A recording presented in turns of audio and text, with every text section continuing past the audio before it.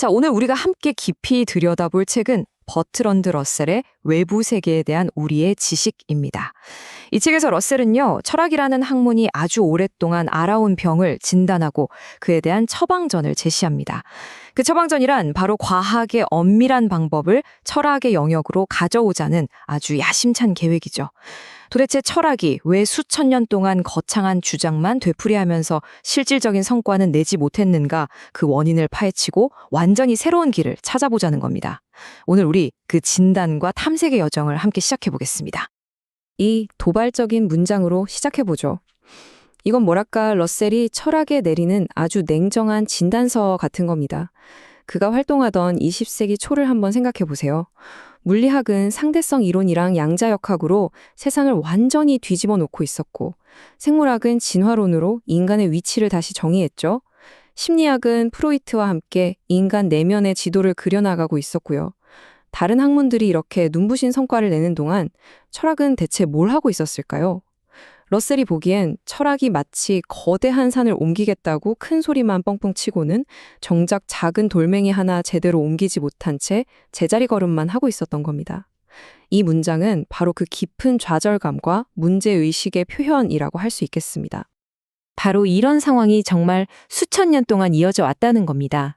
예를 들어 고대 그리스의 탈레스가 만물의 근원은 물이야 라고 주장했을 때 그의 제자 아낙시만드로스는 아니 그건 무한한 어떤 거야 라고 반박했죠. 이들의 논쟁 방식을 잘 뜯어보면요, 근본적으로 그럴듯한 주장과 또 그럴듯한 반박의 연속이었어요. 증명할 수도, 그렇다고 확실히 틀렸다고 말할 수도 없는 거대한 주장들이 서로 부딪히면서 끝이 없는 안개 속을 헤맨 거죠. 이런 비생산적인 논쟁의 고리는 중세와 근대를 거치면서 훨씬 더 정교해지긴 했지만 그 본질은 변하지 않았습니다. 결국 철학은 명쾌한 해답 대신 끝없는 교착 상태에 머물러 있었던 거죠. 러셀은 바로 이 질문을 던집니다. 그는 이제 철학이 이 끝없는 논쟁의 굴레를 끊어내고 다른 과학들처럼 뭔가 결과를 만들어내는 학문이 되어야 한다고 믿었어요. 그래서 러셀의 작업은 단순히 또 하나의 그럴듯한 주장을 내놓는 게 아닙니다. 그는 철학이라는 게임의 규칙 자체를 바꾸려고 하는 거예요. 철학이 어떻게 하면 신뢰할 수 있는 지식을 차곡차곡 쌓아갈 수 있는지 그 방법을 제시하라는 거죠. 이것은 철학이라는 학문 전체의 방향을 바꾸려는 정말 거대한 전환점의 제시라고 할 수 있습니다. 러셀이 진단한 20세기 초 철학의 첫 번째 문제는 바로 고전적 전통입니다. 플라톤에서부터 칸트와 헤겔에 이르기까지 정말 위대한 철학 거장들의 생각하는 방식을 이어받은 이 흐름은 당시 학계의 주류였어요. 그들은 철학이야말로 세상을 이해하는 가장 고상하고 근본적인 방법이라고 굳게 믿었죠. 이 전통은 말하자면 아주 다른 두 시대 정신의 결합체라고 할 수 있어요. 하나는 고대 그리스 철학, 특히 이성의 힘에 대한 무한한 신뢰입니다. 그들은 유클리드 기하학의 발견에 완전히 매료됐어요. 생각해보세요. 몇 가지 공리와 정의만으로 직접 자로 재보지 않고도 삼각형 내각의 합이 180도라는 절대적인 진리를 증명해낼 수 있다니 이건 정말 경이로운 경험이었겠죠. 이 경험은 순수한 생각만으로 우주의 모든 비밀을 풀 수 있다는 믿음으로까지 이어졌습니다. 다른 하나의 뿌리는 전쟁이나 흑사병 같은 혼돈 속에서 질서와 안정을 갈망했던 중세시대의 세계관입니다. 그들이 상상한 우주는 신의 섭리 아래 모든 것이 제자리에 딱딱 있는 작고 아담하면서 잘 정돈된 네덜란드 실내화 같은 거였어요. 고전적 전통은 바로 이 그리스의 이성 숭배와 중세의 질서에 대한 갈망 사이에서 태어난 마지막 자식인 셈입니다. 자, 이 고전적 전통의 핵심 무기가 바로 선험적 추론이라는 건데요. 이게 좀 어려운 말 같지만 반대 개념이랑 비교하면 금방 이해할 수 있습니다. 예를 들어 이 돌은 단단하다는 지식은 돌을 직접 만져보는 경험을 통해 얻어지죠. 그래서 후험적이라고 해요. 반면에 총각은 결혼하지 않은 남자다라는 지식은 총각이나 결혼이라는 단어의 의미만 분석하면 참이라는 걸 알 수 있어요. 경험이 필요 없죠. 이게 바로 선험적 추론입니다. 고전 철학자들은 바로 이 선험적 추론의 힘을 극대화해서 우리가 감각하는 현실 세계의 본질이 사실은 우리 생각과 매우 다를 수 있다는 걸 증명할 수 있다고 믿었던 겁니다. 그래서 이 선험적 추론을 쭉 밀고 나가면 어떤 결론이 나오냐면요. 우리가 매일 보고 만지고 느끼는 이 상식의 세계를 한 단계 깎아내리게 됩니다. 그건 진짜 실제가 아니라 그저 우리 눈에 그렇게 보이는 겉모습, 즉 현상에 불과하다는 거죠. 아니, 왜 이런 주장을 했을까요? 그들은 변화무쌍하고 불완전한 이 감각의 세계 너머에 변치 않는 영원하고 완전한 진짜 세계가 있을 거라고 믿었기 때문입니다. 그리고 그 진짜 세계는 오직 순수한 이성의 논리를 통해서만 파악할 수 있다고 생각했죠. 이 방법론을 정말 극단까지 밀어붙인 사람으로 러셀은 당시의 저명한 철학자 F.H. 브래들리를 소환합니다. 그는 오른쪽과 왼쪽, 아버지와 아들, 원인과 결과처럼 우리가 세상을 이해하는 데 쓰는 가장 기본적인 개념, 바로 관계 자체가 논리적으로 불가능하다고 주장했어요. 이 인용문처럼 우리 눈에 보이는 이 관계의 세계가 사실은 거대한 환상이라는 정말 충격적인 결론에 도달한 거죠. 지금부터 그의 기묘하면서도 정교한 논증을 한번 자세히 따라가 보겠습니다. 브래들리의 논증은 접착제를 위한 접착제라는 비유를 떠올리면 그 구조가 좀 더 쉽게 잡힙니다. 자, 한번 천천히 따라와 보세요. 슬라이드 그림처럼 두 개의 블록, 즉 속성을 하나의 연결고리, 즉 관계로 잇는다고 상상해 보세요. 1단계 전제는 간단하죠. 사랑이라는 관계는 나와 너라는 두 대상 사이에 존재하니까요. 그런데 2단계에서 브래들리가 아주 집요하게 파고듭니다.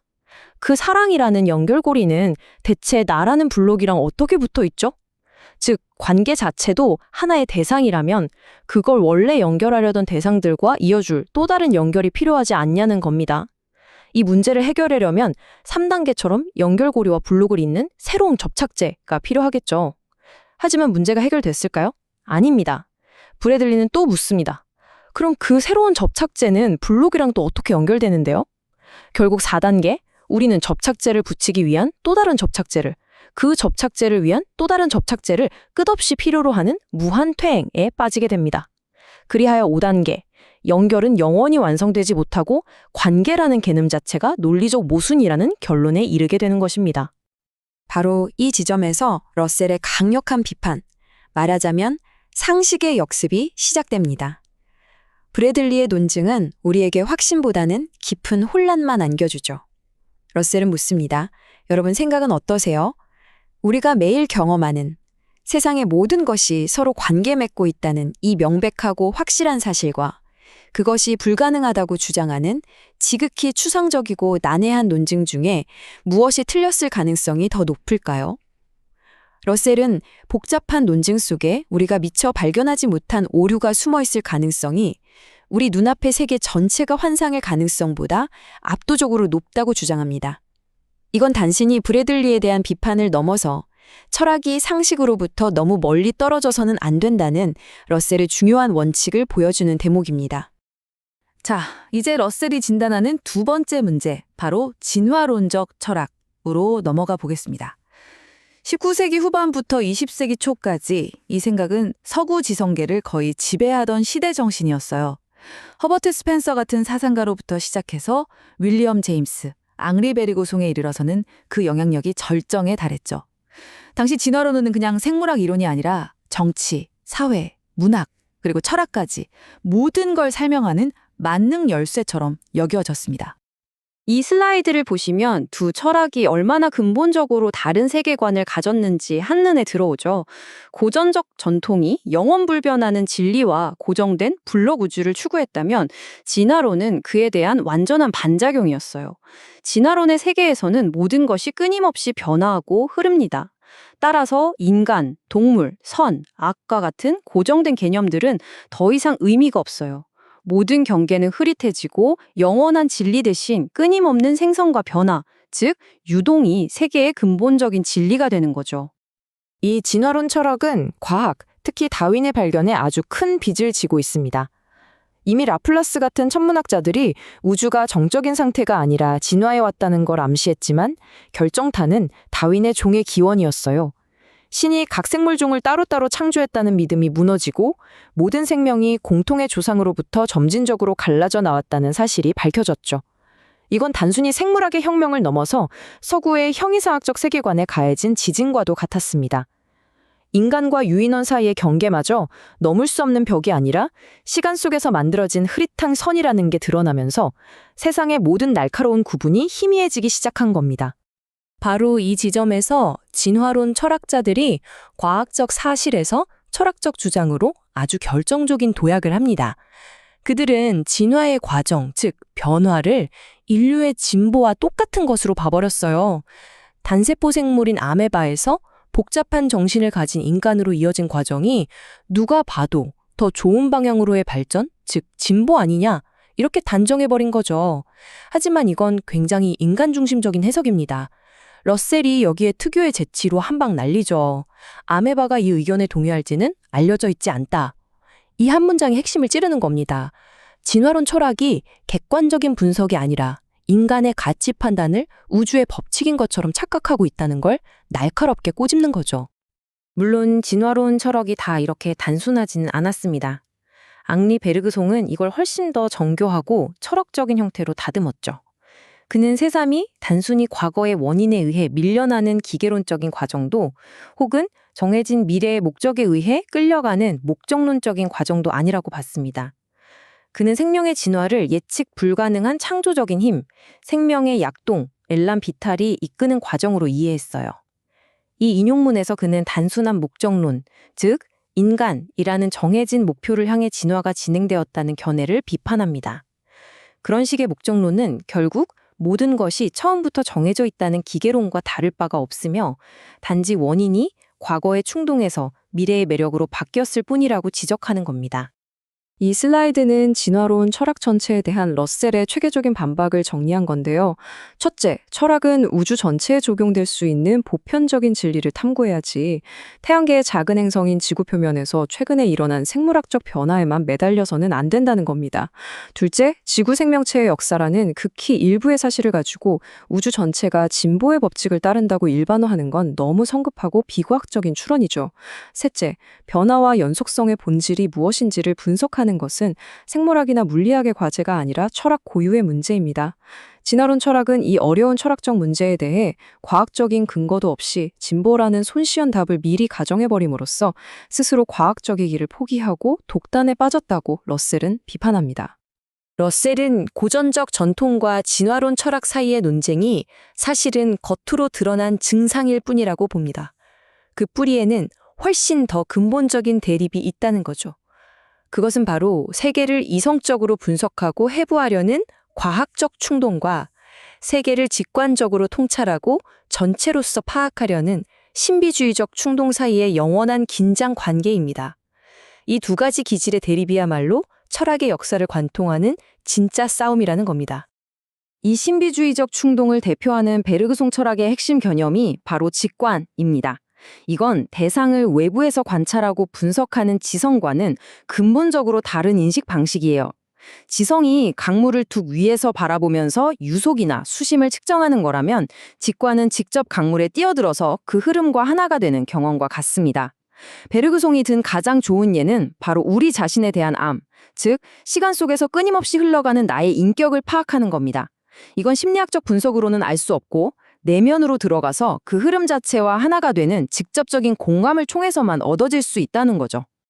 베르그송의 이야기는 굉장히 시적이고 매력적으로 들리죠. 하지만 논리학자인 러셀은 여기에 아주 냉정한 질문을 던집니다. 과연 그 직관이라는 게 진리를 찾는데 믿을 만한 도구일까요? 이제 베르그송의 견해를 설명하는 것에서 벗어나서 직관의 권위에 대한 러셀의 상세하고 파괴적인 비판을 한번 살펴보겠습니다. 러셀은 이 직관의 신성함을 하나하나 무너뜨립니다. 첫째, 너 자신을 알라는 격언이 왜 수천 년 동안 이어졌겠어요? 자기 알미 그만큼 어렵기 때문이죠. 우리는 스스로를 직관한다고 믿지만 종종 자신의 허영이나 결점은 보지 못합니다. 둘째, 사랑에 빠졌을 때 상대방의 모든 것을 꿰뚫어 본다고 느끼는 그 직관. 시간이 지나면 착각이었음이 드러나는 경우가 허다하죠. 셋째, 세상의 새롭고 독특한 데이터를 우리에게 제공하는 건 신비한 직관이 아니라 보고 듣고 맛보는 우리의 평범한 감각입니다. 러셀이 여기서 정말 기가 막힌 비유를 드는데요. 암탉이 자신이 품은 알에서 깨어난 오리 새끼들을 보며 강력한 모성애적 직관을 느낍니다. 하지만 새끼들이 본능적으로 물에 뛰어드는 순간 어미 닭의 직관은 당혹감과 공포로 바뀌면서 완전히 쓸모없는 환상임이 드러나죠.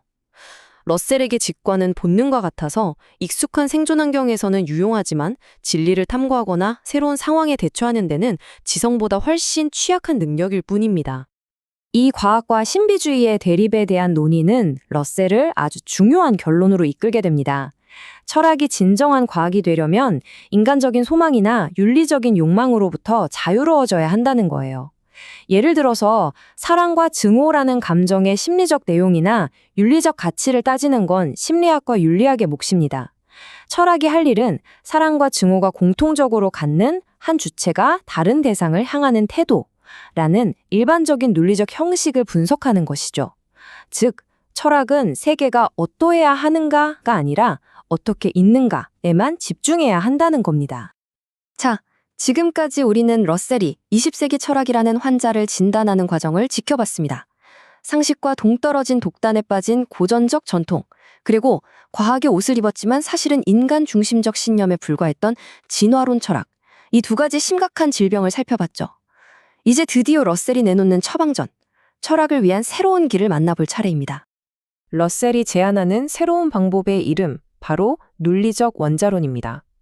이것은 고전주의나 진화론과는 완전히 다른 제3의 철학으로 수학의 기초를 비판적으로 검토하는 과정에서 태어났어요.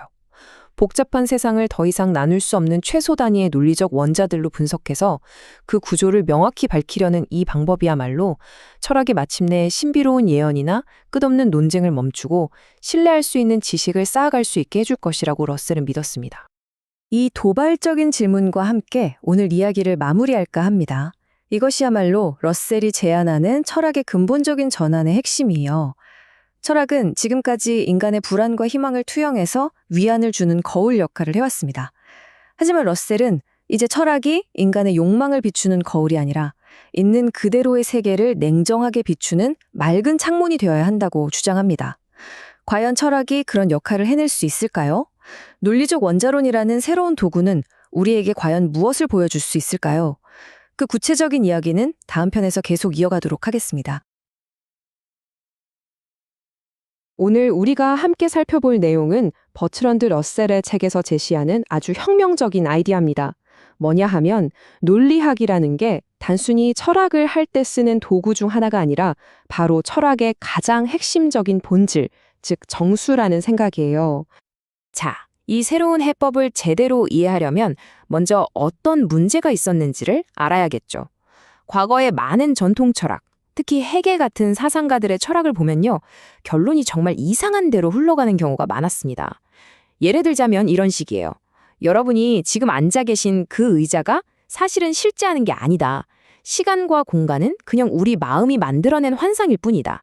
이런 식으로 우리가 상식적으로 생각하는 세계와는 너무나도 동떨어진 주장들이 아주 진지하게 오갔다는 거죠. 도대체 왜 이런 일이 벌어졌을까요? 그 이유를 파고 들어가려면 당시 철학자들이 사용하던 핵심 도구를 살펴봐야 합니다. 그런데 문제는 그 도구가 철학이라는 아주 정교한 작업을 하기에는 근본적인 결함을 가지고 있었다는 점입니다. 이 전통적인 논리학에는 아주 거대하면서도 대부분의 철학자들이 의식조차 못했던 가정이 하나 깊숙이 깔려 있었어요. 그리고 바로 이 단 하나의 가정이 그들이 내리는 모든 철학적 결론의 방향과 모양을 결정지어 버렸습니다. 자, 이게 그 가정입니다. 모든 문장은 결국 주어는 어떠어떠하다라는 형식, 즉 주어에 어떤 속성을 붙여주는 형태로 되어 있다는 믿음이었죠. 소크라테스는 죽는다처럼요. 충분히 간단하고 명료해 보이죠? 그런데 세상의 모든 복잡한 문장들을 이 단 하나의 틀에 억지로 끼워 맞추려고 하면 과연 어떤 일이 벌어질까요? 이건 마치 망치 하나만 들고서 복잡한 시계나 컴퓨터를 조립하려는 것과 똑같은 상황이었습니다. 모든 현상을 주어와 그 속성으로만 보려고 했던 거죠. 바로 여기서 전통 논리학의 근본적인 한계가 아주 명확하게 드러납니다. 소크라테스는 인간이다라는 문장은 소크라테스라는 주어에 인간이라는 속성을 붙여주는 거니까 주어 수로 형식이 아주 깔끔하게 들어맞아요. 문제 없죠. 하지만 소크라테스는 플라톤보다 나이가 많다는 문장은 어떨까요? 플라톤보다 나이가 많다는 게 소크라테스 혼자 가질 수 있는 속성인가요? 아니죠. 플라톤이라는 다른 대상이 없으면 이 말은 성립조차 할 수가 없습니다. 이건 소크라테스와 플라톤이라는 두 대상 사이에서만 존재하는 관계에 대한 진술이에요. 낡은 논리학은 이런 관계조차도 어떻게든 주어 하나의 속성으로 억지로 우겨 넣으려고 했고, 바로 이 지점에서 심각한 문제에 부딪히기 시작한 겁니다. 예를 들어 F.H. 브래들리 같은 철학자들은 이 논리를 끝까지 밀어붙였어요. 그랬더니 어떤 결론이 나왔을까요? 세상은 서로 연결되고 관계 맺는 것들로 가득 차 있다는 이 명백한 상식이 사실은 논리적으로 불가능하다는 결론에 도달해버린 겁니다. 자신들의 낡은 논리라는 도구로 관계를 설명할 수가 없으니까 아예 설명 대상인 관계 자체가 실제가 아니라 그냥 환상, 즉 가상일 뿐이라고 선언해버린 거죠. 논리가 현실을 부정하게 된 셈입니다. 이 말을 들어보면 확신보다는 혼란만 더 커지죠. 이게 바로 철학이 낡은 도구를 사용해서 결국 막다른 길에 다다랐다는 걸 보여주는 완벽한 예입니다. 세상에 관계가 존재한다는 건 너무나 명백한 사실인데 그걸 부정하기 위해서 논리를 사용한 거예요. 그의 주장은 이런 겁니다. 어떤 관계가 두 대상을 연결하려면 그 관계 자체는 또 어떻게 대상과 연결되느냐. 그걸 설명하려면 또 다른 새로운 관계가 필요하고 그 새로운 관계를 설명하려면 또 다른 관계가 필요하고 이렇게 끝없이 이어진다는 거죠. 결국 이 무한퇴행의 문제에 빠져서 해결이 불가능하다고 보고는 에라 모르겠다. 관계는 그냥 가짜야. 라고 결론 내린 겁니다. 그리고 이 모든 혼란의 중심에는 아주 사소해 보이는 단어, 영어의 is, 즉 우리말의 줌이다에 대한 오해가 있었습니다. 헤겔이 대표적인데요. 그는 소크라테스는 죽는다처럼 어떤 속성을 부여하는 is와 소크라테스는 독배를 마신 철학자이다처럼 두 대상이 그냥 같다는 걸 의미하는 is를 체계적으로 혼동했어요. 이 둘을 구분하지 못하면 어떤 대상의 속성을 말하는 것이 곧 그 대상과 속성이 완전히 똑같다는 말처럼 되어버려서 심각한 논리적 오류로 이어질 수밖에 없습니다. 자, 여기서 핵심은 명확해집니다. 철학은 이제 완전히 새롭고 훨씬 더 강력한 도구를 필요로 했다는 점이죠. 마치 현미경이 없으면 미생물의 세계를 볼 수 없는 것처럼 낡은 아리스토텔레스의 논리학으로는 세계의 진짜 구조를 들여다볼 수가 없었던 겁니다. 그리고 이 혁명적인 새 도구는 놀랍게도 철학 내부가 아니라 바로 수학의 세계에서부터 왔습니다. 이 연대표를 보면 그 길고도 험난했던 여정이 한눈에 들어옵니다. 철학을 뿌리부터 뒤흔들 이 새로운 도구를 만들어내는데 수세기가 걸렸던 거죠. 라이프니츠는 그 가능성을 어렴풋이 봤지만 시대를 너무 앞서갔고요. 19세기에 들어서야 조지 불이 논리학의 수학 기호를 도입하면서 본격적인 문을 열었습니다. 그리고 마침내 프레게와 페아노와 같은 수학자들이 수학의 기초를 더 단단히 하려는 과정에서 과거의 한계를 완전히 극복하는 강력하고 새로운 논리 체계를 완성해낸 것입니다. 그렇다면 이 새로운 논리학이 가져온 가장 핵심적인 혁신은 과연 무엇이었을까요? 그 비밀은 바로 문장의 내용과 그 밑에 깔린 구조, 즉 논리적 형식을 명확하게 구분해내는 능력에 있었습니다. 자, 한번 보세요. 이 세 문장은 겉으로 보기엔 완전히 다른 이야기를 하고 있죠. 하나는 고대 철학자에 대한 얘기고 다른 하나는 존스라는 사람의 감정, 마지막은 저 하늘에 있는 별에 대한 얘기입니다. 내용물은 완전히 제각각이에요.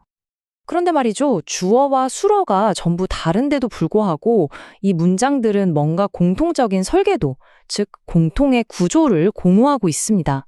혹시 뭔지 감이 오시나요? 네, 바로 세 문장 모두 어떤 대상에 어떤 속성이 부여되고 있다는 점입니다. 이것이 바로 이 문장들이 공유하는 논리적 형식이에요. 새로운 논리학은 이 구조를 fx 같은 기호로 표현할 수 있게 됐습니다. 이 fx는 x라는 대상이 f라는 속성을 가진다는 문장의 청사진과도 같아요. x 자리에 소크라테스를 f 자리에 죽는다를 넣을 수도 있고 x의 태양을 f의 뜨겁다를 넣을 수도 있죠. 여기서 정말 중요한 건 문장의 내용물이 아니라 그 구조 자체를 독립적으로 분석할 수 있게 되었다는 점입니다. 이처럼 형식을 분석하는 능력이 바로 새로운 논리학의 비밀 열쇠였습니다. 이것 덕분에 우리는 어떤 특정한 주제에 얽매이지 않고 절대적으로 보편적인 방식으로 타당한 추론의 규칙들을 발견할 수 있게 된 거죠. 다시 말해, 문장의 내용이 뭐든지 간에 그 논리적인 뼈대만 같다면 그 뼈대로부터 어떤 결론을 이끌어낼 수 있는지에 대한 보편적인 규칙을 찾을 수 있게 된 겁니다. 좋습니다. 이제 이 형식이라는 강력한 개념을 손에 쥐었으니 과거의 위대한 철학자들을 그토록 괴롭혔던 관계의 문제를 이 새로운 논리학이 얼마나 명쾌하게 해결하는지 한번 살펴보겠습니다.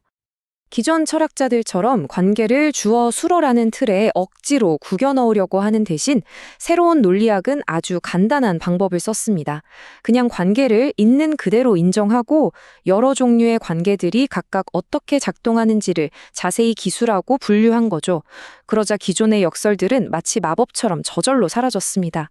자, 그럼 그 주요 분류들을 한번 볼까요? 이 표를 보면 새로운 논리학이 얼마나 정교한 도구 세트인지 바로 알 수 있습니다.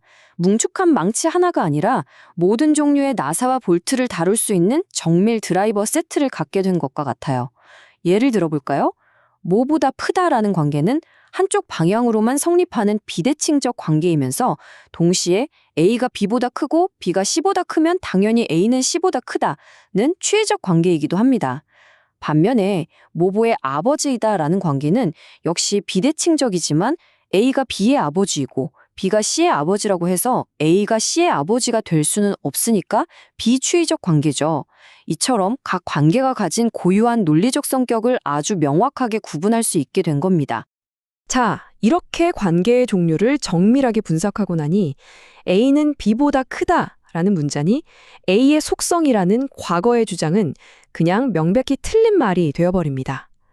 더 크다는 관계는 A나 B에 속한 게 아니라 A와 B처럼 그 사실을 구성하는 독립적인 한 요소인 거죠. 미스터리는 완전히 사라졌습니다. 이제 관계는 더 이상 골치 아픈 철학적 문제가 아니라 논리학이 정확하게 기술할 수 있는 이 세계의 근본적인 일부가 된 겁니다. 이건 단순히 기술적인 해결책을 넘어 철학이 드디어 현실 세계를 제대로 분석할 수 있는 언어를 갖게 되었다는 걸 의미합니다. 이러한 논리학의 혁명은 단순히 철학의 방법론만 바꾼 게 아닙니다. 우리가 세계를 바라보는 관점, 즉 철학적 세계관 자체에 아주 심오한 변화를 가져옵니다. 그렇다면 이 새로운 관점에서 볼 때 이 세계는 궁극적으로 무엇으로 이루어져 있을까요? 충격적인 말일 수 있는데요. 세계는 사물들의 집합이 아니라는 겁니다. 세계는 사실들의 총체입니다. 이게 무슨 말이냐면 세계를 이루는 기본 단위는 소크라테스라는 사물 자체가 아니라 소크라테스가 죽는다는 사실이라는 뜻입니다. 세상은 벽돌들의 무더기가 아니라 벽돌들이 어떤 방식으로 쌓여있는 상태들의 집합이라는 거죠. 정말 거대한 관점의 전환입니다. 그리고 여기서 우리는 또 하나의 아주 중요한 구분을 해야 합니다. 바로 사실과 명제의 차이입니다. 사실은 저 바깥 세상에 객관적으로 존재하는 그 자체입니다. 반면에 명제는 그 사실에 대해 우리가 머릿속으로 생각하거나 언어로 표현하는 진술이죠. 비유하자면 사실이 실제 지형이라면 명제는 우리가 그 지형을 보고 그린 지도와 같습니다. 찰슬스는 침대에서 죽었다는 명제는 왜 거짓일까요? 그 지도에 해당하는 실제 지형, 즉 객관적인 사실이 세계에 존재하지 않기 때문입니다. 진짜 지도는 실제 지형을 잘 반영하지만 가짜 지도는 그렇지 않은 것과 똑같은 이치죠. 이 명제, 즉 우리의 지도는 또 크게 두 종류로 나눌 수 있습니다.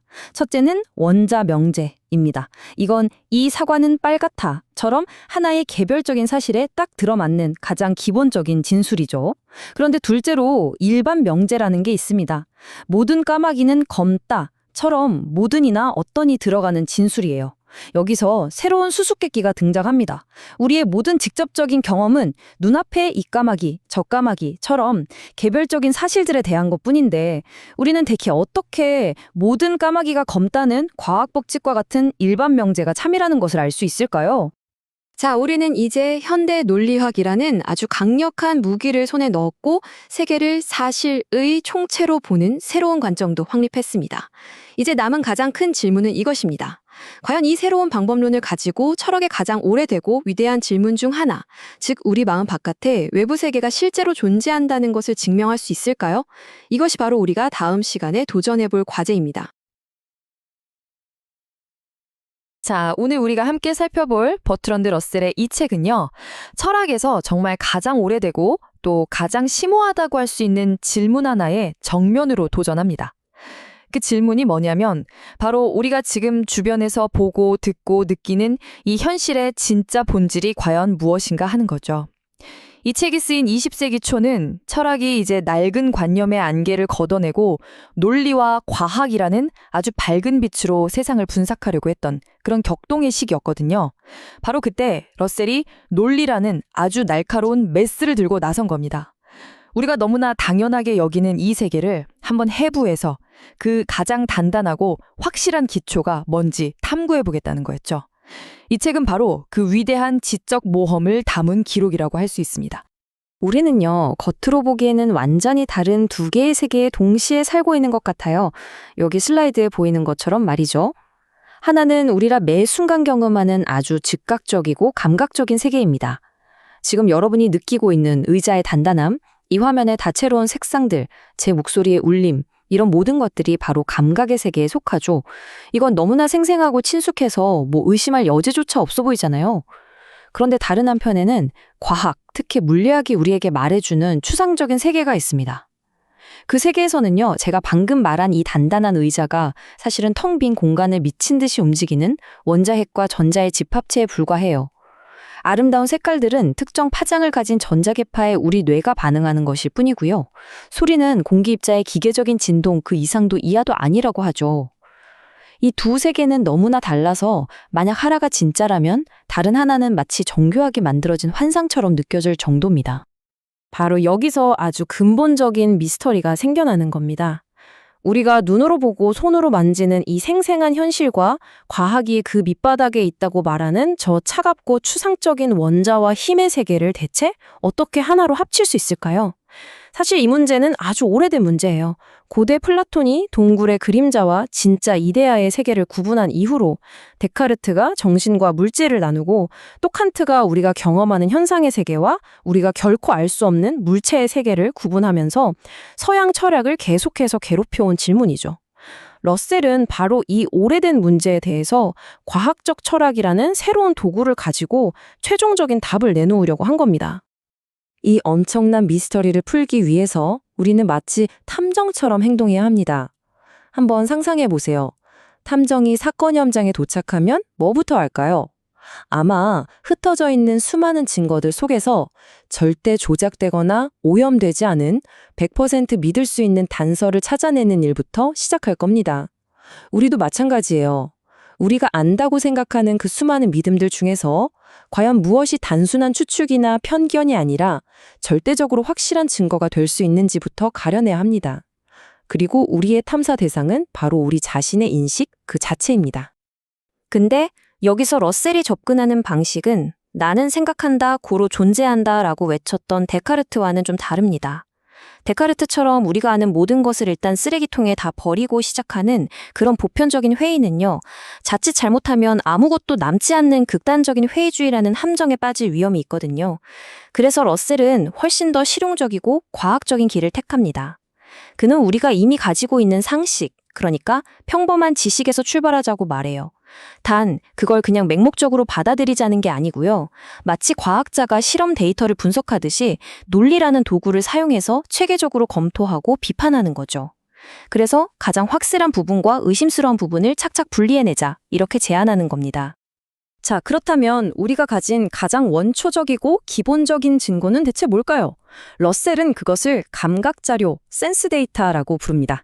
이건 어떤 해석이나 추론도 거치지 않은 감각을 통해 우리 의식에 직접적으로 주어지는 말 그대로 날 것 그대로의 경험이에요. 예를 들어서 제가 지금 책상을 보고 있다고 해볼게요. 이때 저에게 직접적으로 주어지는 건 갈색의 네모난 감각입니다. 책상이라는 이름이나 저건 단단할 거야 라는 믿음, 나무로 만들어졌겠지 하는 지식, 이런 것들이 붙기 이전에 순수하게 시각적으로 제게 주어진 바로 그 갈색의 네모남, 이게 바로 감각 자료인 거죠. 마찬가지로 종소리를 들을 때의 특정 음색이나 커피의 쓴맛, 벨벳의 부드러운 감촉 같은 것들이 전부 감각 자료입니다. 이게 바로 우리 지식의 유일한 원재료인 셈이죠. 그런데 말이죠. 문제가 그렇게 간단하지만은 않습니다. 왜냐하면 우리는 거의 한 번도 순수한 감각 자료 그 자체만을 경험하지 못하기 때문이에요. 갈색의 네모난 감각 자료를 받아들이는 바로 그 찰나의 순간에 우리의 마음은 과거의 경험과 언어 습관에 따라서 자동적으로 저건 책상이구나 라고 해석하고 판단해버립니다. 이 책상이라는 믿음은요, 단순히 눈에 보이는 감각 정보를 훨씬 뛰어넘는 아주 복잡한 추론의 결과물이에요. 그 안에는 저건 단단할 것이다. 저 위에 물건을 올려놓을 수 있을 것이다. 심지어 내가 자리를 떠나도 저 책상은 저기에 계속 있을 것이다. 와 같은 수많은 예측과 가정이 포함되어 있거든요. 이처럼 우리 정신은 끊임없이 이 날것의 감각 자료를 가지고 우리가 이해할 수 있는 대상의 세계로 요리하고 있는 겁니다. 바로 이 지점에서 러셀이 아주 결정적인 구분을 하나 제시합니다. 바로 확실한 자료 하드 데이터와 불확실한 자료 소프트 데이터라는 건데요. 확실한 자료는 그 순간에 우리가 도저히 의심할 수 없는 가장 단단한 지식의 기반이에요. 지금 제 눈앞에 나타나는 이 특정한 색깔 조각, 즉 감각 자료 그 자체가 대표적이죠. 그리고 A는 A이다와 같은 논리적인 진리나 방금 막 경험했던 감각에 대한 생생한 기억 같은 것도 여기에 포함됩니다. 반면에 불확실한 자료는 우리가 상식적으로는 굳게 믿고 있지만 엄밀히 따져보면 추론에 기반한 믿음들이에요. 이것은 책상이다라는 믿음, 제가 등을 돌려서 보지 않을 때도 책상이 계속 그 자리에 존재한다는 믿음, 그리고 지금 제 설명을 듣고 계시는 여러분에게도 저처럼 생각하고 느끼는 마음이 있다는 믿음 같은 것들이 전부 여기에 속합니다.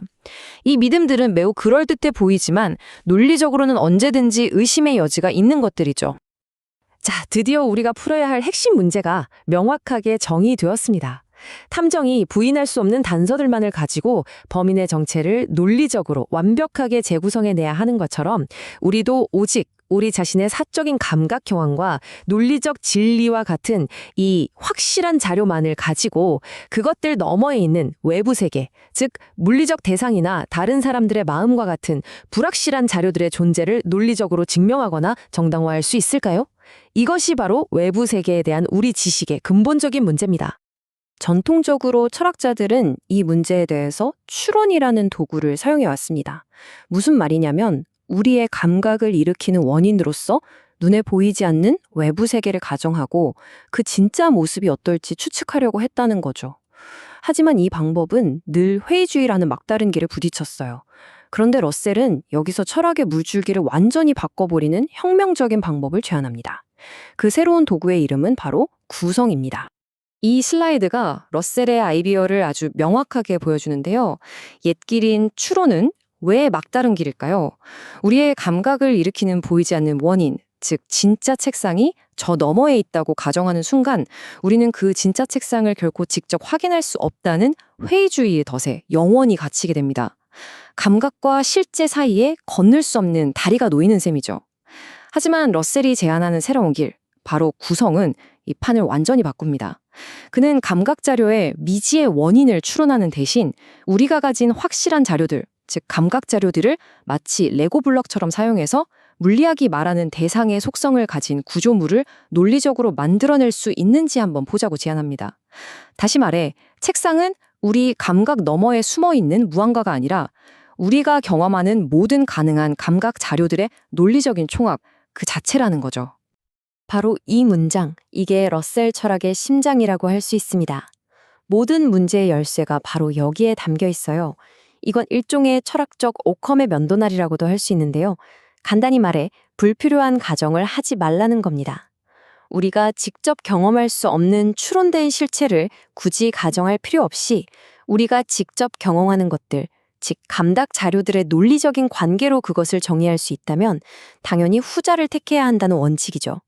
이렇게 함으로써 철학의 문제는 보이지 않는 진짜 실제란 무엇인가 라는 형이상학적인 추측에서 우리가 가진 경험들을 가지고 물리적 대상이라는 개념을 어떻게 논리적으로 정의할 수 있는가라는 아주 명확한 논리적 과제로 바뀌게 됩니다. 따라서 러셀의 목표는 이거예요. 물리학의 추상적인 개념들, 예를 들면 원자, 전자, 시공간 같은 것들이 결국 우리가 직접 경험하는 감각 자료들의 조합과 관계만으로 어떻게 정의될 수 있는지를 보여주는 거죠. 만약 이게 가능하다면 감각의 세계와 물리학의 세계 사이에 있던 그 깊은 간극은 마침내 메워질 겁니다. 물리학의 세계는 우리 감각 세계 너머에 있는 또 다른 세계가 아니라 바로 그 감각 세계의 패턴과 구조를 가장 효율적으로 설명하고 예측하기 위해서 인류가 만들어낸 가장 정교한 논리적 지도책이 되는 셈이니까요. 자, 그럼 이제 이 구성이라는 강력한 방법이 실제로 어떻게 작동하는지 구체적인 예를 통해 한번 살펴보겠습니다. 물리학의 가장 근본적인 개념이면서 동시에 우리의 직접적인 경험과는 가장 거리가 멀어 보이는 두 가지 개념, 바로 공간 속의 점과 시간 속의 순간을 이 새로운 도구로 어떻게 재조립할 수 있는지 한번 직접 확인해 보시죠. 여기서 우리는 정말 엄청난 도전에 직면합니다. 우리가 감각으로 경험하는 모든 것은 크기, 즉 부피를 가지고 있잖아요. 아무리 작은 먼지라도 현미경으로 확대하면 부피가 있죠. 하지만 물리학과 기하학은 길이가 0인, 즉 크기가 전혀 없는 점이라는 이상적인 개념 위에 세워져 있습니다. 도대체 어떻게 부피가 있는 경험들로부터 부피가 없는 점을 만들어낼 수 있을까요? 이건 고대 그리스의 제논이 제기했던 역설처럼 철학과 수학을 아주 오랫동안 괴롭혀온 문제입니다. 자, 이제 추론이 아니라 오직 논리적 구성만으로 이 문제를 한번 해결해 보겠습니다. 러셀의 해결책은 정말 기발하고 아름답기까지 합니다. 러시아의 전통 인형 마트료시카를 한번 상상해 보세요. 가장 큰 인형을 열면 그 안에 조금 더 작은 인형이 있고 그걸 또 열면 더 작은 인형이 계속 나오잖아요. 이 과정이 무한히 계속된다고 한번 상상해 봅시다. 자, 그렇다면 공간의 한 점이란 과연 무엇일까요? 마지막에 남는 가장 작은, 크기가 없는 궁극의 인형일까요? 아니에요. 그런 건 존재하지 않죠. 러셀에 따르면 점은 바로 그 중첩된 인형들의 전체 집합, 그 자체로 정의됩니다. 즉, 점은 어떤 신비로운 실체가 아니라 A가 B를 포함하고 B가 C를 포함하고 와 같이 특정 방식으로 조직된 우리가 경험하는 대상들의 논리적인 집합인 것입니다. 자, 핵심은 바로 이섭니다. 우리는 크기가 없는 점을 단 한 번도 경험해 본 적이 없어요. 하지만 우리가 실제로 경험하는 크기 있는 대상들 사이의 포함 관계라는 이 논리적인 관계만을 사용해서 수학과 물리학이 요구하는 크기 없는 점을 완벽하게 정의해냈습니다. 추론해야 했던 실체를 우리가 가진 것들로 만든 논리적 구성물로 대체한 거죠. 이것이 바로 러셀이 제안하는 새로운 철학적 방법론의 정말 압도적인 힘이라고 할 수 있습니다. 시간의 경우에도 우리는 정확히 똑같은 문제에 부딪힙니다. 우리의 모든 경험, 우리가 인지하는 모든 사건은 짧든 길든 어느 정도의 지속 시간을 가지죠. 그렇다면 어떻게 우리는 지속 시간이 전혀 없는 완벽하게 정밀한 시점, 즉 순간이라는 개념을 우리의 경험으로부터 논리적으로 구성해낼 수 있을까요? 뉴턴이 생각했던 것처럼 절대적인 시간이라는 강물이 어딘가에 흘러가고 있고 그 속의 한 지점을 우리가 포착하는 걸까요? 러셀은 아니라고 말합니다. 이 슬라이드를 한번 보시죠. 번개가 번쩍이는 사건 A가 있고 잠시 후에 천둥이 울리는 사건 B가 있다고 해봅시다. 이 두 사건은 일부 겹치는 시간, 즉 동시적인 구간을 가질 수 있죠. 이제 이 두 사건과 동시에 일어나는 또 다른 사건 C, 예를 들어 나뭇잎이 떨어지는 사건을 추가하면 세 사건이 모두 겹치는 시간은 더 짧아질 겁니다. 이런 식으로 그 공통의 시간대에 겹치는 무한히 많은 사건들의 그룹을 상상할 수 있겠죠? 러셀은 바로 이 모든 겹치는 사건들의 전체 집합을 순간이라고 정의합니다. 공간의 점과 마찬가지로 순간 역시 어떤 하나의 사건이 아니라 사건들의 논리적 집합인 셈이죠. 자, 다시 한번 우리는 놀라운 성과를 거두었습니다. 우리는 경험 너머에 있는 어떤 신비한 시간의 흐름 같은 것을 추론한 게 아니에요. 우리가 실제로 경험하는 사건들 사이에 동시성이라는 관계로부터 물리학의 근본 개념인 순간을 논리적으로 구성해낸 겁니다. 이렇게 되면서 공간과 시간은 더 이상 우리 경험을 담는 절대적인 그릇이 아니라 경험들 사이의 관계로부터 구성되는 일종의 관계의 그물망이 됩니다. 자, 이제 우리는 구성이라는 아주 강력한 탐정 도구를 손에 쥐었습니다. 이 도구를 가지고 우리가 맨 처음 마주했던 두 세계, 즉 생생한 감각의 세계와 추상적인 물리학의 세계 사이의 미스터리를 해결할 준비가 모두 끝났습니다. 이제 사건을 종결할 시간입니다. 그렇습니다. 두 세계 사이에 있던 그 명백한 갈등은요, 사실 우리가 그들의 관계를 잘못 이해했기 때문에 발생한 오해였습니다. 그들은 서로를 부정하는 적이 아니라 같은 현실을 설명하는 서로 다른 수준의 언어였던 거죠. 이게 어떻게 가능한지 다음 슬라이드에서 최종적으로 정리해 보겠습니다. 이 표가 모든 것을 요약해 줍니다. 책상의 예를 다시 한번 들어볼까요? 옛날의 추론 방식은 우리에게 갈색의 감각을 주는 저 너머의 진짜 책상을 가정했지만 우리는 그 존재를 영원히 증명할 수 없어서 회의주의에 빠졌습니다. 하지만 러셀의 구성적 방식에 따르면 물리적 대상으로서의 책상이란 바로 모든 가능한 각도와 조명에서 본 책상의 모습들, 즉 모든 실제적이고 잠재적인 감각 자료들의 총집합 그 자체입니다. 더 이상 증명할 수 없는 미지의 실체는 없어요. 책상은 우리 경험 속에서 발견되는 안정적인 패턴에 우리가 붙인 이름일 뿐인 거죠. 마찬가지로 공간과 시간도 절대적인 그릇이 아니라 우리가 방금 본 것처럼 경험된 대상과 사건들 사이의 관계로부터 만들어진 논리적인 구조물입니다.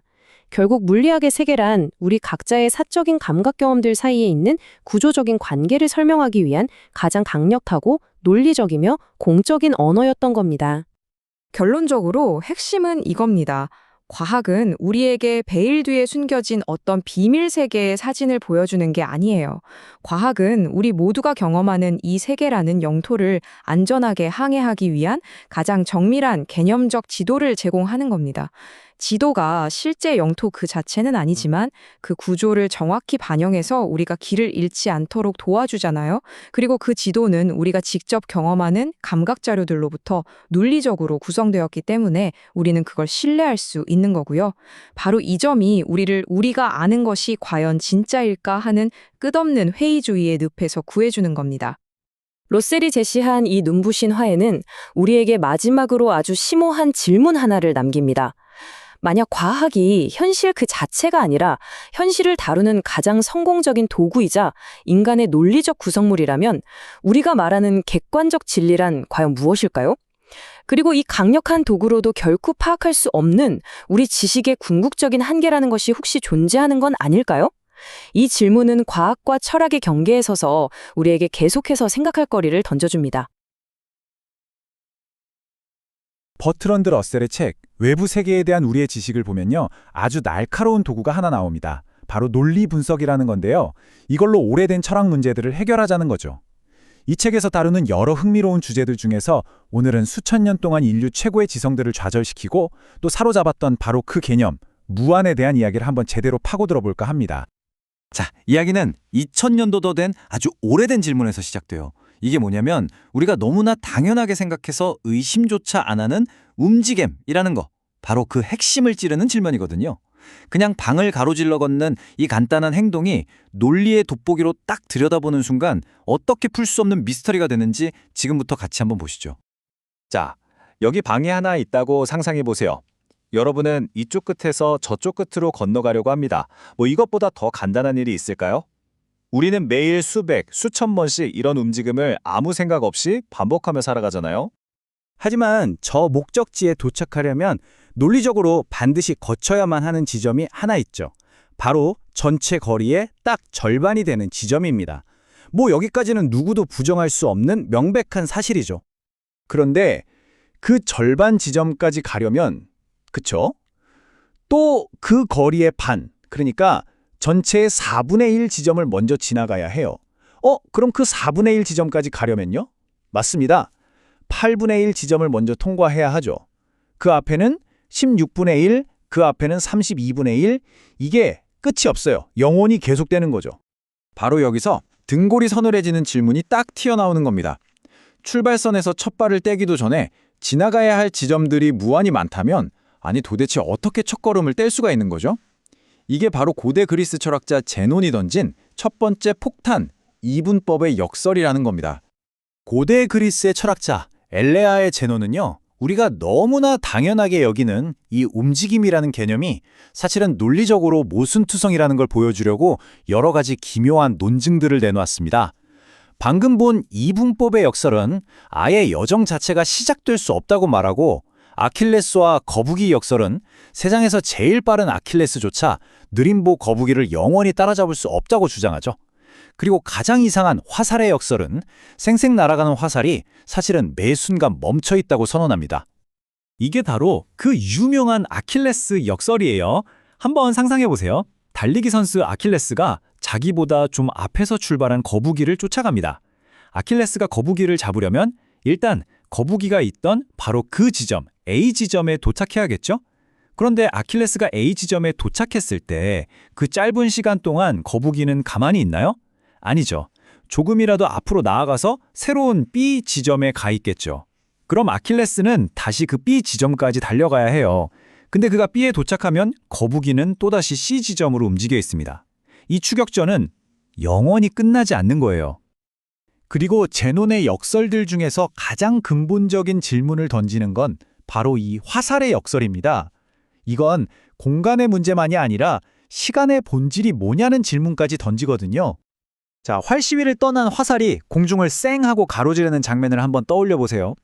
그리고 이제 시간을 아주 잘게, 더는 나눌 수 없을 만큼 잘게 쪼개서 딱 하나의 순간을 사진 찍듯이 포착했다고 상상해 봅시다. 그 정제된 순간 속에서 화살은 정확히 자기 길이만큼의 공간을 차지하고 있겠죠. 그 이상도 아니고 그 이하도 아니에요. 자, 여기서 질문입니다. 이 순간에 화살은 움직이고 있나요? 움직일 수가 없죠. 왜냐하면 순간이라는 건 시간적인 길이, 즉 지속시간이 0이기 때문입니다. 움직임이라는 게 일어나려면 시간이 흘러야 하는데 순간에는 시간이 흐르지 않으니까요. 만약에 시간이라는 게 이렇게 딱 멈춰있는 순간들을 그냥 쭉 이어붙인 거라면요. 그리고 화살이 그 모든 순간순간마다 다 멈춰있다면 아니 도대체 어떻게 화살이 A라는 지점에서 B라는 지점으로 날아갈 수가 있겠어요? 멈춤 더하기 멈춤 더하기 멈춤은 영원히 멈춤일 뿐이잖아요. 결국 우리 눈에 보이는 이 움직임이라는 건 전부 다 환상이다 라는 정말 충격적인 결론에 이르게 되는 거죠. 바로 이 지점에서 우리의 상식과 차가운 논리가 정면으로 부딪히는 겁니다. 제논의 역설들은 그냥 재미로 하는 말장난이나 머리 쓰는 게임 같은 게 아니었어요. 이건 서양 철학과 수학의 역사에서 무려 2000년이 넘도록 해결되지 않은 채 사상의 발전을 가로막는 거대한 걸림돌이었습니다.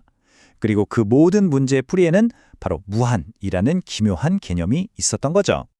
이 연대표를 보시면 무한이라는 개념이 얼마나 오랫동안 서양 지성사를 괴롭혀왔는지 한눈에 알 수 있습니다. 기원전 6세기 피타고라스 학파가 정수의 비율, 즉 분수로 나타낼 수 없는 무리수를 발견하면서 지적 세계에 첫 번째 충격을 줬고요. 기원전 5세기에는 제논이 바로 이 무한의 개념을 이용해서 철학계를 뒤흔들었죠.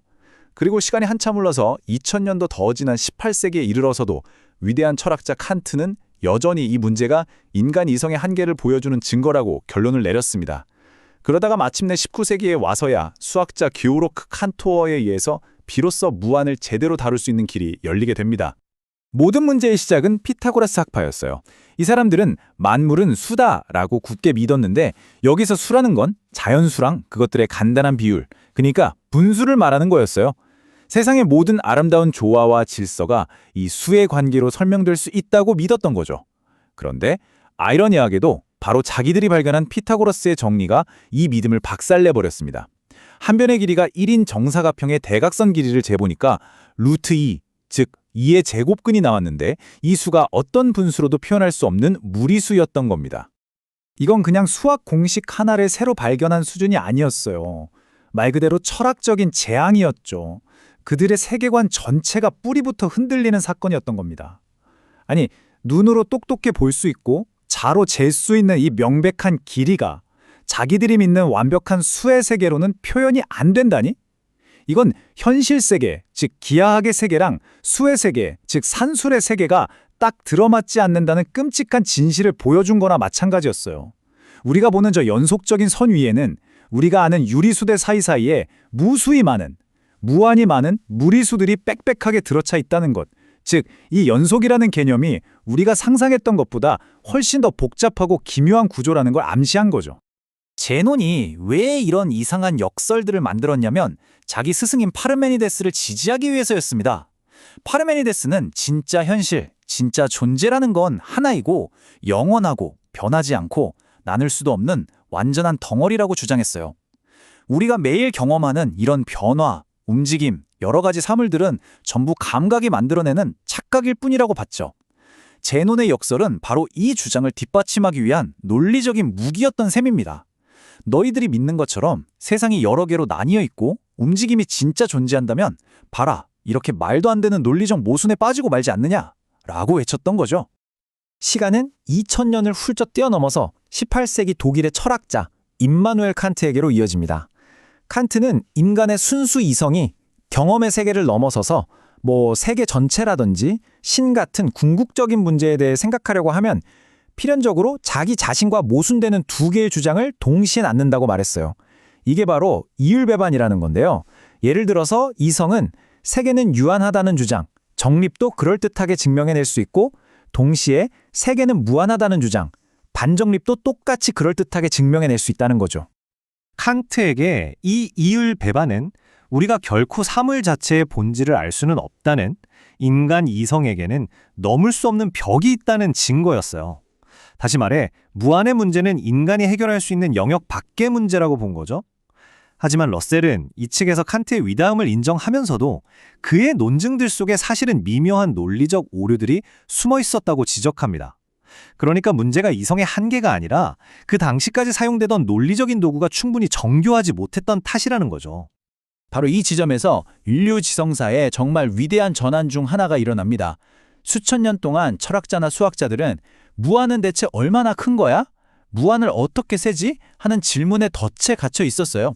그런데 진짜 돌파구는 그 질문에 대한 더 좋은 답을 찾는 게 아니라 질문 자체를 완전히 새로운 걸로 바꾸는 데서 나왔습니다. 이런 생각의 전환은 어떨까요? 무한히 많은 것들을 하나, 둘, 셋 이렇게 세려고 끙끙대는 대신에 아예 세기라는 행동을 하지 않고도 두 그룹의 크기를 비교할 방법이 있다면 어떨까요? 몇 개야? 라고 묻기 전에 둘이 양이 같아? 를 먼저 물어보는 거죠. 정말 직관적인 예를 하나 들어볼게요.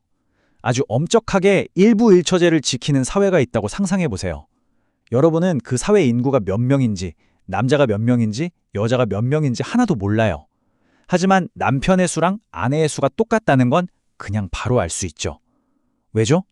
모든 남편은 딱 한 명의 아내랑 짝이고 모든 아내도 딱 한 명의 남편이랑 짝이니까요.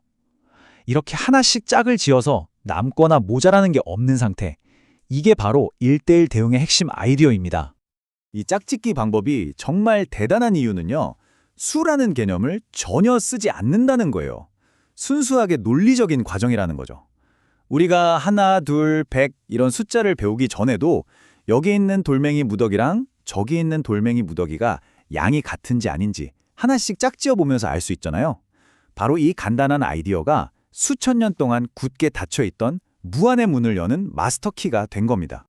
자, 그럼 이 지극히 단순하면서도 강력한 1:1 대응이라는 도구를 가지고 그동안 금단의 영역이었던 무한에 한번 적용해 봅시다.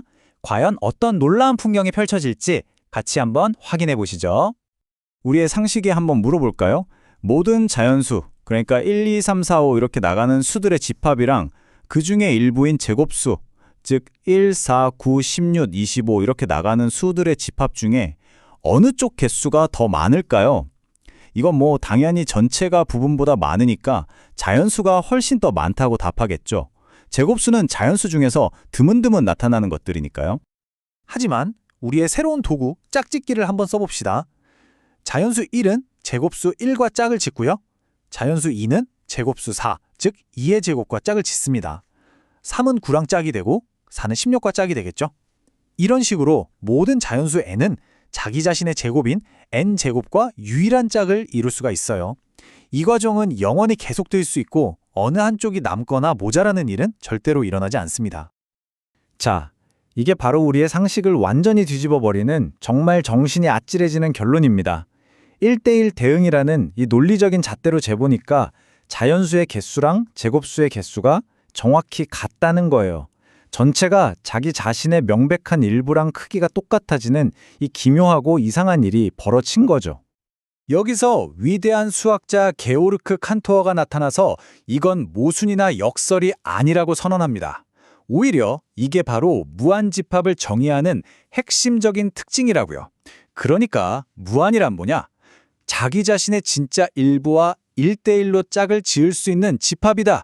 이렇게 정의한 겁니다. 이걸로 인류는 처음으로 무한을 그냥 막연하고 신비로운 게 아니라 명확한 논리적 정의를 가진 긍정적인 대상으로 다룰 수 있게 된 거죠. 칸토어가 무한수를 다룰 수 있는 길을 열었다면 철학자이자 논리학자인 고틀로트 프레게는 이 1대1 대응이라는 도구를 사용해서 철학의 가장 근본적인 질문 중 하나, 즉 수란 도대체 무엇인가? 라는 질문에 대한 답을 내놓았습니다. 이건 플라톤 이래로 수많은 철학자들이 도전했지만 번번이 실패했던 엄청난 과업이었어요. 이 정의가 조금 복잡하게 들릴 수도 있는데 핵심 아이디어는 간단해요. 숫자 2가 대체 뭘까요? 그건 세상에 존재하는 모든 둘짜리 묶음들, 예를 들어 연인 한 쌍, 신발 한 켤레, 우리 눈 한 쌍 같은 것들이 공통적으로 가지고 있는 바로 그 속성을 말합니다. 프레게는 이 속성을 그들과 유사한, 즉 1대1 대응이 되는 모든 집합들의 집합이라고 정의했어요. 다시 말해 수는 하늘에서 뚝 떨어진 신비로운 존재가 아니라 유사성이라는 순수한 논리적 관계로부터 만들어지고 정의될 수 있는 개념이라는 뜻입니다. 자, 이제 이 새로운 무기와 지식을 가지고 2000년 전의 제논에게로 돌아가 봅시다. 무한과 연속성에 대한 이 새로운 이해를 가지고 보면 제논의 역설들은 그냥 눈 녹듯이 사라져버립니다. 그것들은 현실 세계의 모순이 아니었던 거예요. 무한이라는 개념을 제대로 다룰 언어와 논리가 없었던 시대의 착오였을 뿐이죠. 유한한 길이의 선분 위에도 무한한 개수의 점이 존재할 수 있고 2분의 1 더하기 4분의 1 더하기 8분의 1처럼 무한히 더해가도 그 합은 유한한 값인 1에 수렴할 수 있습니다. 운동이란 뚝뚝 끊어진 점들의 나열이 아니라 빽빽한 연속체이기 때문에 다음 순간이라든가 다음 지점이라는 개념 자체가 애초에 성립하지 않는 거죠. 이 길고 긴 지적 여정의 끝에서 우리가 얻게 되는 가장 중요한 교훈은 문제 해결의 본질이 무엇인가에 대한 깊은 통찰입니다. 제논의 역설은요, 그 당시의 언어와 개념체계 안에서는 절대로 풀 수 없는 문제였습니다. 해결책은 1대1 대응과 집합이라는 이전 시대에는 아예 존재하지 않았던 새로운 논리적 언어를 발명하는 것이었어요. 이 새로운 언어 덕분에 우리는 무한에 대해서 모순에 빠지지 않고 생각하고 이야기할 수 있게 됐고, 그러자마자 그 오래된 문제는 더 이상 문제조차 아니게 되어버린 겁니다. 자, 이 이야기는 우리에게 마지막으로 이런 질문을 던집니다. 지금 우리가 과학계에서 혹은 사회에서 아니면 우리 각자의 삶에서 마주하고 있는 여러 어려운 문제들 있잖아요. 어쩌면 그 문제들이 정말로 해결 불가능한 게 아니라 단지 우리가 아직 그것을 제대로 질문하고 생각할 만큼 정밀한 개념과 언어를 갖지 못했기 때문에 그냥 풀리지 않는 것처럼 보이는 건 아닐까요? 자, 버트런드 러셀의 이 책을 따라온 저희의 긴 여정도 이제 마지막 장에 다다랐습니다.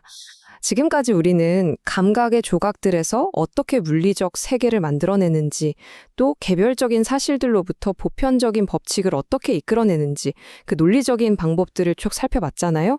이제 우리는 논리, 분석이라는 아주 날카롭게 벼려낸 도구를 손에 쥐게 된 셈입니다. 이걸 가지고 인류의 지성사를 정말 오랫동안 괴롭혀왔던 가장 깊고 어려운 철학 문제들의 심장부로 직접 한번 들어가 보겠습니다. 우리의 마지막 여정은요, 우선 고대부터 현대까지 수많은 천재들을 좌절시켰던 무한이라는 개념의 역설들을 풀어내는 것에서 시작할 겁니다.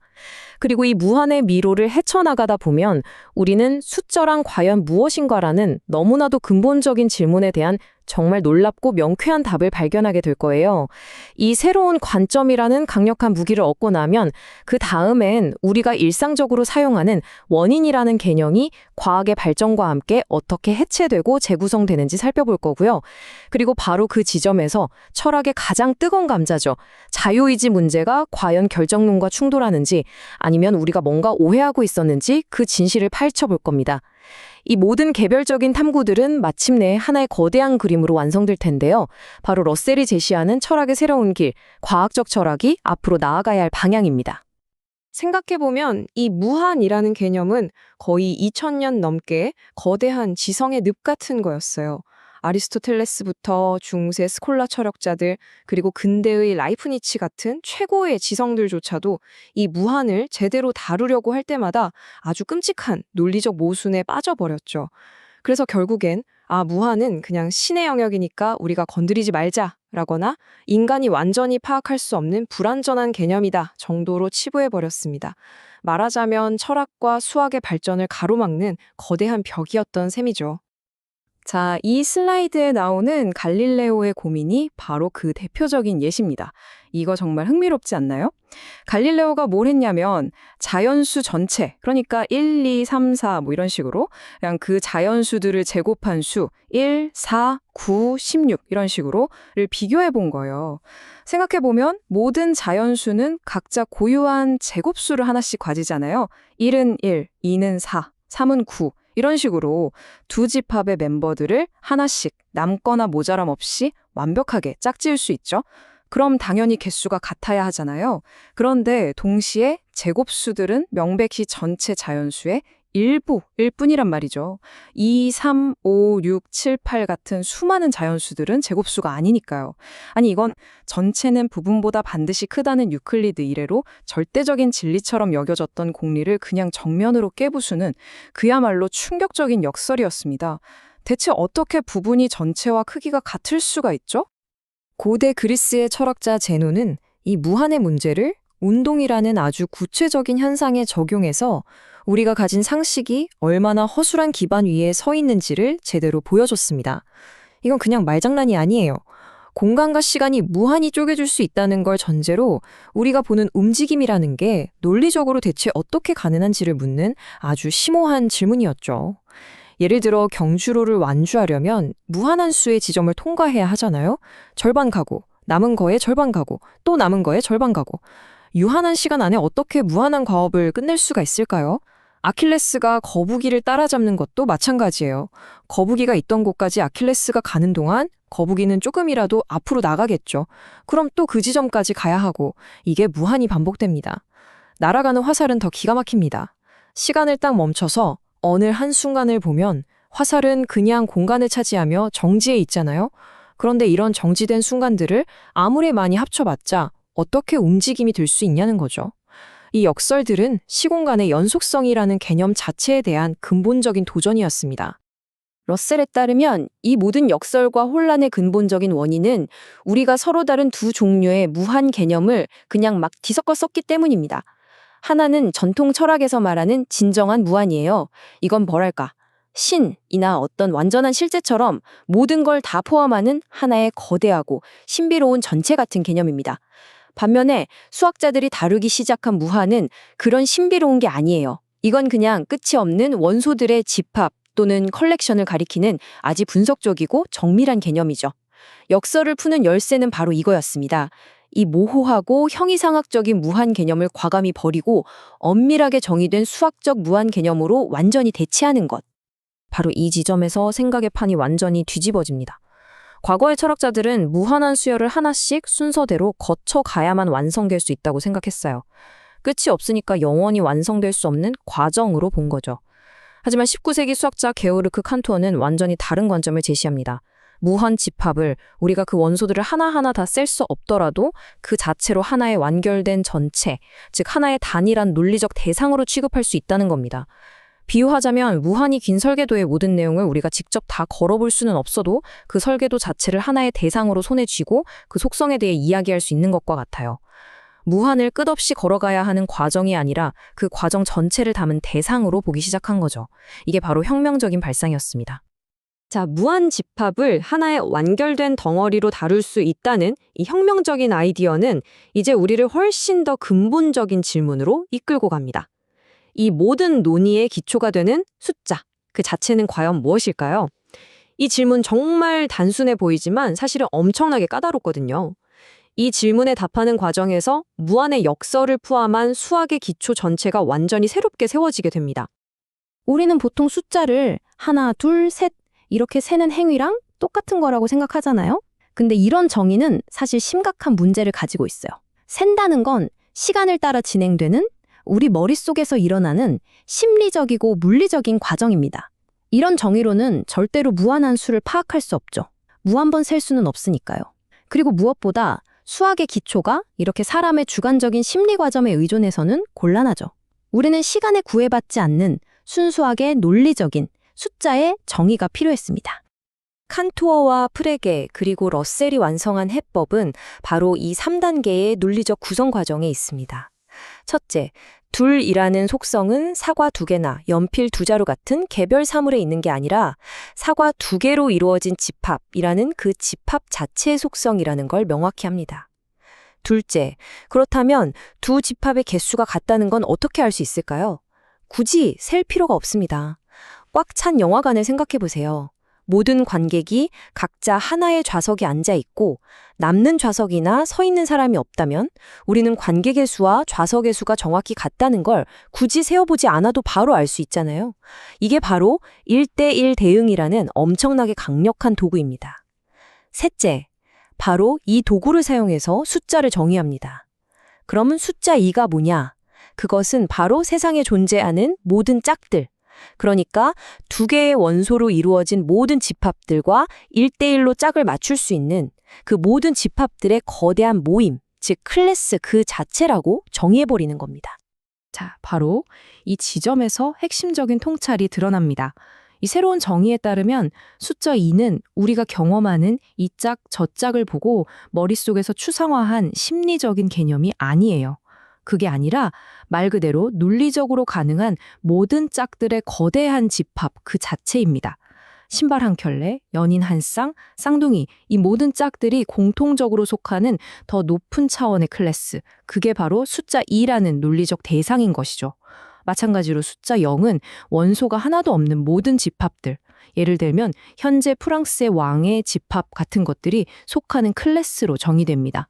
숫자가 심리학의 영역에서 순수 논리학의 영역으로 완전히 이사온 순간입니다. 그리고 이 강력한 정의는 마침내 갈릴레오의 역설을 마치 안개가 거치듯 시원하게 해결해 버립니다. 왜냐하면 두 집합의 수가 같다는 것의 의미가 셀 때 같은 숫자가 나온다가 아니라 1대1 대응이 가능하다로 바뀌었기 때문이죠. 자연수 집합 1, 2, 3, 3과 제곱수 집합 1, 4, 9, 16은 명백하게 1대1 대응이 가능하잖아요. 1은 1의 제곱, 2는 2의 제곱, 3은 3의 제곱, 이런 식으로요. 따라서 정의에 의해 두 집합은 같은 수를 가집니다. 여기서 수는 무한기수라고 부르는 건데 중요한 건 이제 모순이 없다는 거죠. 전체는 부분보다 크다는 그 공리는 알고 보니 유한집합에만 적용되는 규칙이었던 겁니다. 무한의 세계에서는 부분이 전체와 크기가 같을 수 있다는 새로운 법칙이 성립하는 거죠. 역설은 사라지고 수학은 더 깊고 넓은 기초 위에 다시 서게 되었습니다. 수학의 가장 근본적인 개념인 무한과 숫자를 이렇게 논리적으로 재구성해서 명확성을 얻었던 것처럼 이제 이 날카로운 분석의 칼날을 철학의 또 다른 핵심 개념인 원인으로 한번 돌려보겠습니다. 우리가 일상생활에서 너무나 당연하게 사용하는 원인과 결과라는 개념이 과연 얼마나 튼튼한 기반 위에 서 있는지 한번 살펴보시죠. 우리가 A가 B를 야기했다고 말할 때 무의식적으로 A 안에 B를 만들어내는 어떤 신비한 힘이나 능력 같은 게 있다고 가정하죠. 브루투스가 카이사르를 죽였다는 문장을 들으면 브루투스의 의지가 칼을 움직이게 강제했고 그 칼이 카이사르의 죽음을 강제했다고 생각하는 겁니다. 이처럼 우리가 상식적으로 생각하는 인과 개념은 과거가 미래를 향해 나아가는 한쪽 방향으로만 작용하는 능동적인 힘의 작용이라는 이미지를 가지고 있어요. 마치 당구공이 다른 공을 쳐서 움직이게 만드는 것처럼 말이죠. 그런데 재밌는 건 러셀은 물리학처럼 아주 성숙한 과학의 세계로 들어가면 원인이나 결과 같은 단어는 거의 찾아볼 수가 없다고 지적합니다. 대신 과학자들은 함수적 관계에 대해 이야기해요. 예를 들어서 뉴턴의 만유인력 법칙은 태양이 지구를 야기한다거나 지구가 태양을 야기한다고 말하지 않아요. 단지 두 천체의 질량, 거리, 그리고 그들 사이에 작용하는 힘 사이의 관계를 나타내는 수학 공식, 즉 함수를 제시할 뿐입니다. 그리고 이 공식들은 본질적으로 시간에 대해 대칭적이에요. 현재 상태를 알면 미래 상태를 계산할 수 있는 것처럼 과거 상태도 똑같이 계산해낼 수 있다는 거죠. 과학 법칙에는 과거가 미래를 결정한다는 식의 특별한 시간의 화살 같은 게 존재하지 않습니다. 그렇다고 해서 원인이라는 개념이 완전히 틀렸다는 뜻은 아닙니다. 러셀의 관점에서 보면 그건 과학 발전의 초기 단계에 속하는 뭐랄까 좀 거칠고 부정확한 일반화 같은 거예요. 비소를 먹으면 죽는다는 말은 대부분의 경우에 유용한 경험적 규칙이지만 엄밀한 과학 법칙은 아니죠. 발전된 과학은 거기서 더 나아가서 비소의 양, 개인의 건강 상태, 시간 같은 여러 변수들을 고려해서 신체 상태의 변화를 기술하는 복잡한 미분방 정식을 찾으려고 할 겁니다. 이처럼 인골법칙이라는 건 과학이 성숙해지면서 점차 더 정밀하고 보편적인 함수적 관계로 대체되고 정제되는 겁니다. 상식적인 인과 계렴은 유용한 약식 표현일 뿐이지 세계가 작동하는 근본적인 방식을 설명하지는 못한다는 거죠. 자, 이렇게 원인이라는 개념을 과거가 미래를 강제하는 힘이 아니라 단지 사건들 사이에 불변하는 관계로 재정의 하고 나니까 우리는 철학사에서 가장 격렬하고 감정적인 논쟁 중 하나인 자유의지의 문제를 완전히 새로운 시각으로 바라볼 수 있게 됩니다. 이게 바로 전통적인 딜레마죠. 결정론, 그러니까 우주의 모든 사건이 그 이전의 사건들과 자연 법칙에 의해서 필연적으로 결정된다는 주장이 사실이라면 내가 지금 팔을 들어 올리는 이 행동조차도 사실은 빅뱅의 순간부터 이미 정해져 있었다는 결론에 이르잖아요. 와, 그럼 우리가 무언가를 선택하고 결정한다는 이 생생한 느낌은 전부 다 한낱 환상에 불과한 걸까요? 인간의 존엄성이나 도덕적 책임 같은 것들의 근간이 흔들리는 듯한 그런 두려움을 느끼게 되죠. 러셀은 이 문제에 접근하기 전에 우리가 왜 그렇게 필사적으로 자유의지를 믿고 싶어 하는지에 대한 아주 날카로운 심리적 통찰을 제시합니다. 한번 생각해 보세요. 우리는 다른 사람의 행동 패턴을 관찰하고 저 사람은 다음에 분명 저렇게 행동할 거야 라고 예측하는 걸 당연하게 여기잖아요. 하지만 정작 우리 자신은 그런 예측 간용한 인과사슬의 일부가 아니라고, 우리는 언제나 예측을 뛰어넘는 자발적인 존재라고 믿고 싶어 하죠. 러셀은 바로 여기에 일종의 지적인 허용심, 즉 기계처럼 예측 가능한 존재가 되고 싶지 않다는 욕망이 숨어 있다고 봅니다. 이 문제의 핵심은 사실 우리가 자유라는 단어를 두 가지 완전히 다른 의미로 막 섞어서 쓰고 있다는 데 있습니다. 이걸 구분하는 게 정말 중요해요. 하나는 원인이 없음, 즉 예측 불가능성으로서의 자유입니다. 내 행동이 나의 성격, 욕망, 과거 경험 그 어떤 것에도 구속받지 않고 그냥 무로부터 뿅 하고 솟아나온다는 개념이죠. 이것이야말로 결정론과 정면으로 충돌하는 형이상학적 자유입니다. 하지만 우리가 일상에서 정말로 원하는 자유가 이런 걸까요? 다른 하나는 자기 결정으로서의 자유입니다. 외부의 강요나 속박 없이 나 자신의 의지와 욕망에 따라서 행동할 수 있는 능력 말이죠. 내가 커피를 마시고 싶다는 욕망이 원인이 되어서 커피를 마시는 행동을 할 때 우리는 스스로를 자유롭다고 느끼잖아요. 러셀의 해결책은 바로 이 지점에서 나옵니다. 정말 명쾌해요.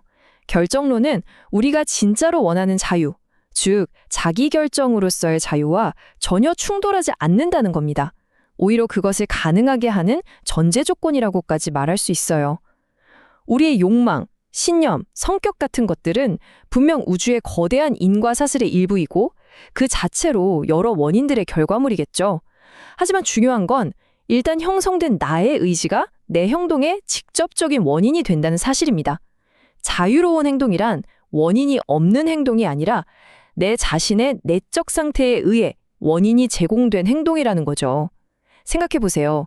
만약 내 의지와는 아무 상관없이 내 팔이 멋대로 움직인다면 그걸 자유로운 행동이라고 할 수 있을까요? 아니죠. 따라서 결정론은 자유의 적이 아니라 우리의 의지가 실제 세계에서 힘을 발휘하게 해주는 뭐랄까 컴퓨터의 운영체제, OS 같은 거라고 볼 수 있습니다. 지금까지 무한, 숫자, 인과관계, 자유의지 같은 개별적인 문제들을 논리적 분석이라는 도구로 하나하나 해부해 보았습니다. 이제 마지막으로 이 모든 조각들을 모아서 러셀이 궁극적으로 제시하고자 했던 철학의 새로운 모습, 즉 과학적 철학이라는 웅대한 비전이 과연 무엇인지 그 전체 그림을 그려보겠습니다. 이것이 바로 이 책 전체를 관통하는 과학적 철학의 방법론, 그 핵심입니다. 모든 탐구는 우리가 그냥 막연하게 믿고 있는 상식적인 지식에서 출발해요. 하지만 거기서 멈추는 게 아니죠. 그 믿음 속에 숨겨진 가정들을 끈질기게 의심하고 복잡한 개념들을 더 이상 쪼갤 수 없는 아주 단순한 요소들로 날카롭게 분석해 들어갑니다. 그 다음 이렇게 찾아낸 논리적 원자들을 가장 확실한 기초 위에 놓고 거기서부터 차근차근 연역적인 사슬을 통해 지식을 다시 쌓아 올리는 거죠.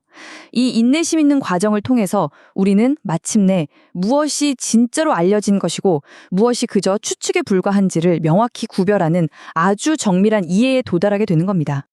이런 접근 방식은 뭐랄까, 해겔처럼 몇 가지 추상적인 원리에서 출발해서 자, 이제 내가 세계 전체의 본질을 설명해 주겠다고 선언하는 그런 전통적인 형이상학과는 완전히 정반대예요. 러셀은 그런 거대한 담론이 수세기 동안 철학을 공허한 말장난과 독단적인 주장 속에 가두었다고 아주 신랄하게 비판합니다. 과학적 철학은 그 대신 과학자들처럼 겸손하게 지금 당장 해결할 수 있는 문제부터 하나씩 차근차근 풀어나가는 거죠. 세계 전체를 설명하는 단 하나의 시스템을 만들겠다는 야심 대신에 개별 문제에 대한 명확성과 논리적 엄밀함을 추구하고 과학의 성과와 긴밀하게 협력하면서 지식을 한 조각 한 조각 쌓아 올리는 것, 이게 바로 과학적 철학의 정신입니다. 결국 러셀이 우리에게 던지는 마지막 질문은 어쩌면 철학의 목적 그 자체에 대한 것일지도 모릅니다. 철학이 해야 할 일이 과연 뭘까요? 우리가 듣고 싶어하는 위안이 되는 이야기나 이 세계가 도덕적으로 올바르다는 거창한 증명을 제공하는 것일까요?